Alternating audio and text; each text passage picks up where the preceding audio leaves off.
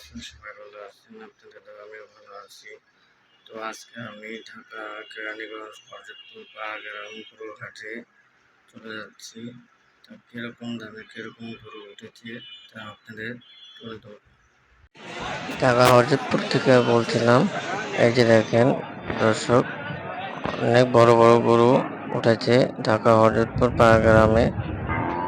ব্যাপারীরা বলছে গরু আছে কিন্তু বেচা কেনা কম, কিছুদিন পর থেকে বেচা কেনা শুরু হতে পারে কোরবানির জন্য। কিন্তু অনেক ক্রেতাও আছে বিক্রেতাও আছে।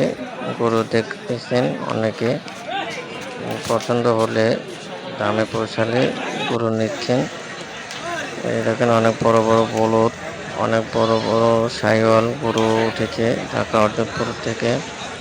বেচা কিনা হচ্ছে কিছুটা, কিন্তু ব্যাপারীরা বলতেছে বেচা কিনা কিছুটা কম।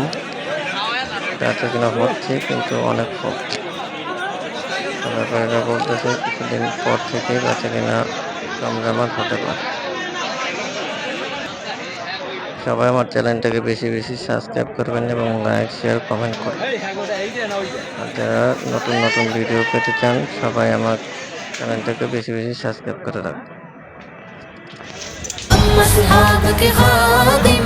उनके नौकर हैं, अहले बैत नबी के दर के नौकर हैं।